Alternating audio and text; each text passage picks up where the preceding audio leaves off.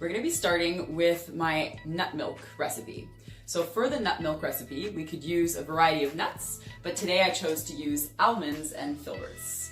The number one thing that we need to remember is we all need a blender at home, because this is going to be kind of hard to do without a blender.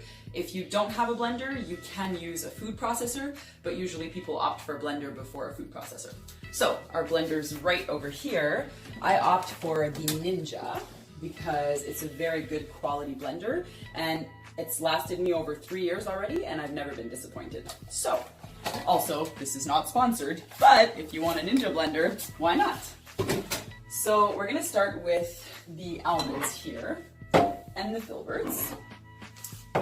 The almonds, we usually go anywhere between 12 to 16 almonds. Here, as you can see, I only have a few left. So I'm actually gonna use everything that's left in here, which is gonna be averaging around 22 almonds, but that's fine.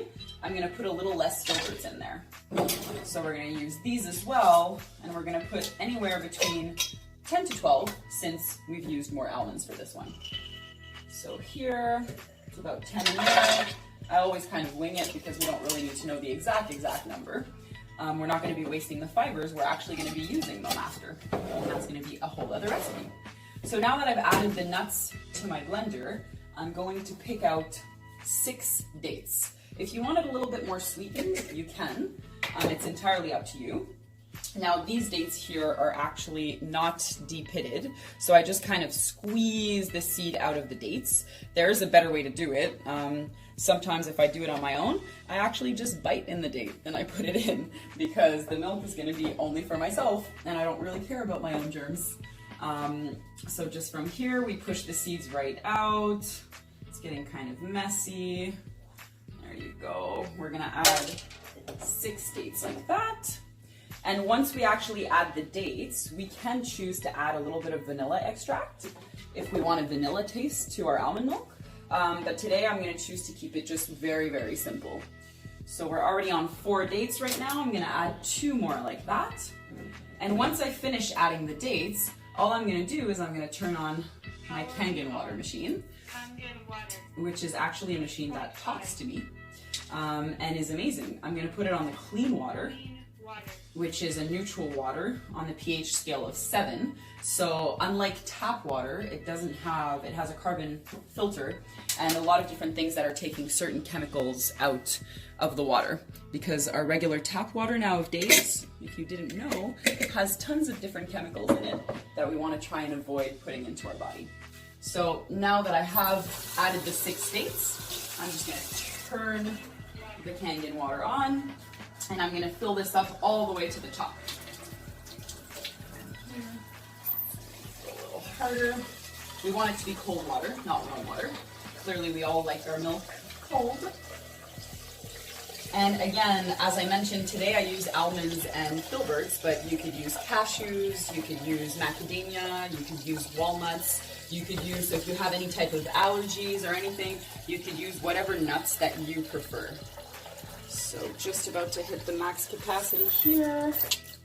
Now, we filled it up with the water. Again, as I mentioned, you can use things such as vanilla extract if you're looking for somewhat of a little vanilla taste in here, but today I'm going to keep it nice and simple. And I also like to add a little bit of sea salt that I'm going to come pick up over here. It just adds that extra little kick in there. So here, just like that, we put the top on. We've got our sweetened nut milk now, and I'm going to come and blend it all up. So this should only take about a minute. Don't mind the noise here, but it's going to be very loud.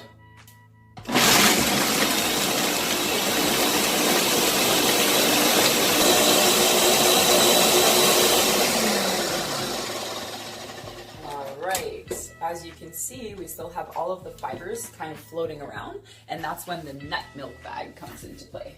So from here, we've got our deluxe nut milk bag. It's just a fine nylon mesh, so even for women at home, if you have stockings, you could actually use those. You could even cut off the end when you have holes in them, and you could use them specifically for this purpose.